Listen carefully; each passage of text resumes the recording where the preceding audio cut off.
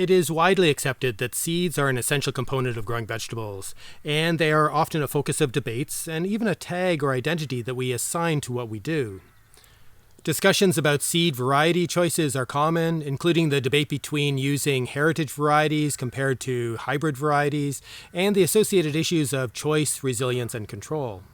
There is also a lot of promotion of seed saving as either an added benefit or an essential component of having a vegetable patch. But we tend not to talk too much about the more diverse issues related to seeds, of the infrastructure and supply chains that provide most of the seeds that we use, the regulation that controls their distribution, or the skill and infrastructure needed to produce these seeds. And we tend not to put too much thought into the quality and viability of the seed itself. Most of the time, it seems we just assume that the seeds that we want are going to be available when we want them, at a price that is affordable, and expect them to be of high quality. But because of recent significant changes in political arrangements, disruption in supply chains in general, and a shifting social focus, seeds are not so easy to get. And many of us have begun to recognize seeds as an essential service, and to see the critical infrastructure related to seeds as something that needs to be both maintained and possibly radically restructured or even replaced.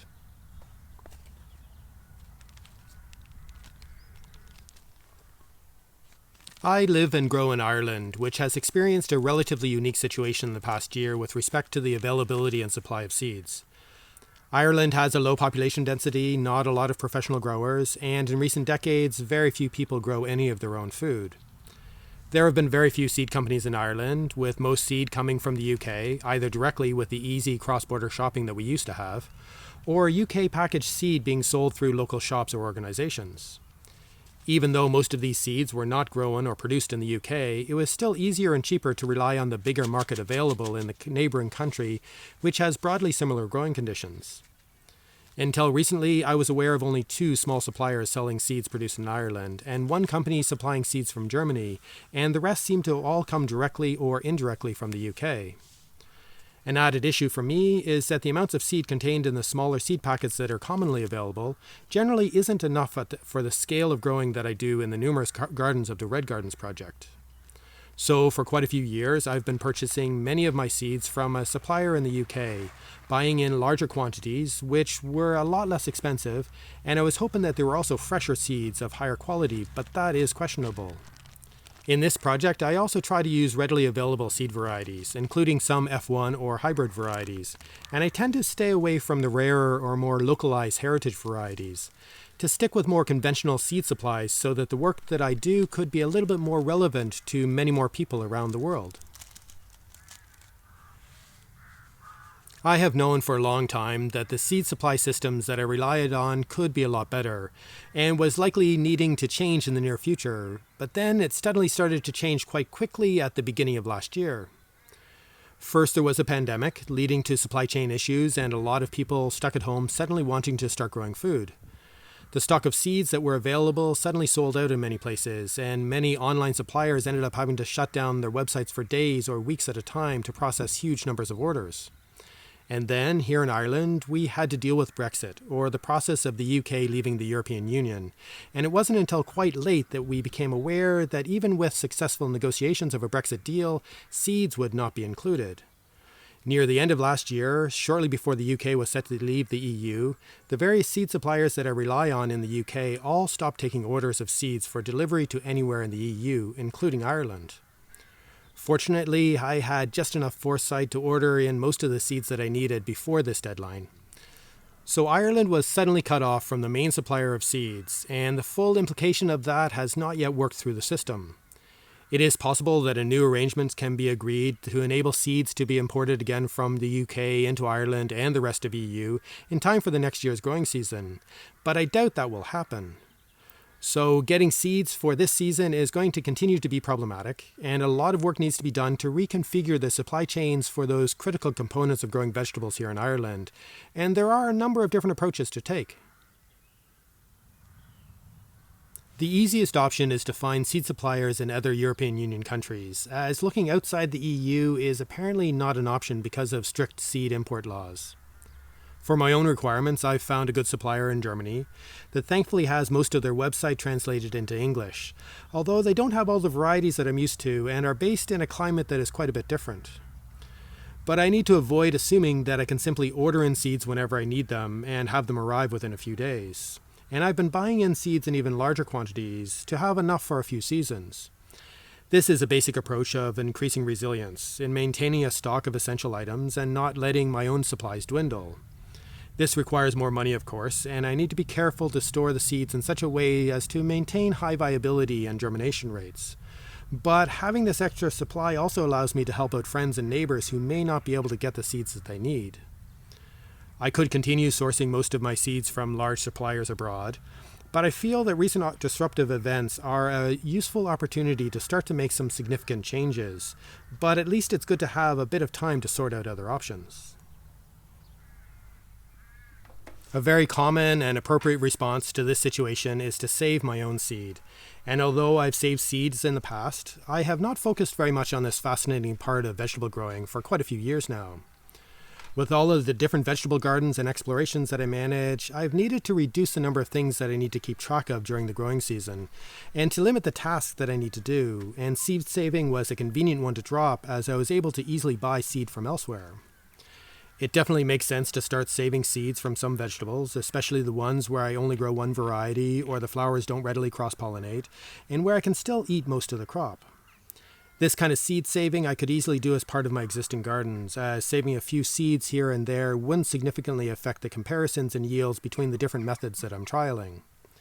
But because of the nature of the Red Gardens project, I would want to avoid saving seeds in these gardens that requires more space or would have an impact on the amount of food that I could grow. So vegetables that need longer growing season to produce seeds, or ones that I can't save seeds from as well as eat, I would prefer to grow in a separate dedicated growing space, a space that I've finally cleared for this season for that purpose. While I appreciate the benefits and possibility of more extensive seed saving, and it would be a wonderful thing to explore, it becomes another set of things to add to my long list of tasks, in addition to growing food, tracking data, and making videos. Every season, I don't seem to have enough time to properly manage everything I've started, and if I'm going to save seed, I want to do it properly, or I don't think it makes sense for me to do it at all. So I'm a bit hesitant to dive into all of this, and I'm more likely to start slow with only a few crops, only a small portion of the range of vegetables that I currently grow. There are significant reasons why most professional vegetable growers and market gardeners don't save their own seed, and not just because they can't save seed from the hybrid varieties that they like to grow. It is a task that takes effort, knowledge, and skill that is quite separate to the process of growing vegetables, as well as requiring specialized equipment or for harvesting and cleaning larger volumes of seed. The cost-benefit analysis just doesn't add up, and professional growers need high-quality seed, as poor germination or cross-pollination can lead to a loss of valuable crops. They need the reliability that can be easily purchased from large-scale suppliers. While I'm not so much of a professional grower, I'm also not keen to risk crops due to potentially problematic seeds. For some vegetables, I could easily save seeds directly from the gardens, and there are other types of vegetable crops that I could grow and save seeds from in a dedicated area without adding too much to my workload. At the other end of the spectrum, I will likely continue to buy hybrid seed varieties that I've found to be really useful to grow and will never be able to save seeds from, as well as continuing to buy in new varieties to try. But it is the large number of vegetable types and variety selections in the middle that I really don't know what to do about. The easy but less resilient option is to continue to buy them from distant suppliers, either directly or through local resellers. And the hard but possibly more resilient option would be to put in the work to save seeds from many of these crops myself. I hope that another option of an Irish-based supplier will emerge, which will be able to provide larger quantities of high-quality seeds for vegetable varieties that are suitable for the Irish climate and that are produced here in Ireland. This takes work, focus, and experience, and hopefully lots of variety trials, and either the dedicated focus of one company or the coordination of a range of growers who are starting to take seed saving more seriously, and who can be trusted to produce high-quality seeds that others can rely on. And I feel that it is this trust which may be missing from another potential option of a more localized seed-saving network, where people share seeds that they have saved themselves. This may be an excellent option for many people, and it's something I would encourage, but with the scale and type of growing that I'm doing, I'm hesitant to rely on seeds from someone who may not have taken the precautions to avoid cross-pollination, or didn't grow enough plants to prevent inbreeding depression of the variety. The world is rapidly evolving, but seed saving is a slow and careful process that takes experience and skill. I think that we are at a point of transition with an opportunity to make significant changes, to move from one formerly stable state that had benefits and flaws to another system or several different systems, but I don't yet know what that will look like. Hopefully, an appropriate supplier of Irish-grown seeds will emerge, and there seems to be wide enough interest in this happening. In addition to this, I feel it is time to rethink the seed supply strategy for myself and within my own community, as it would be good to have a more localized supply as well. This is definitely one of those things that I wish somebody else would do, but within my community, perhaps I am not someone else. Perhaps, with the stage of development of the gardens that I manage and my own skills and interest, it's an appropriate time to start seed saving in a much more focused and integrated way. The thing that I feel is missing is capacity, and that is where I'm stuck at the moment, as taking on more of this essential role will mean that other things won't get done or will suffer as a result. But I also feel that resilience mainly exists at a local level, and it's something that you need to do, and it's not really something that you can buy, even if buying in all of the seeds that I need is the easiest option most of the time.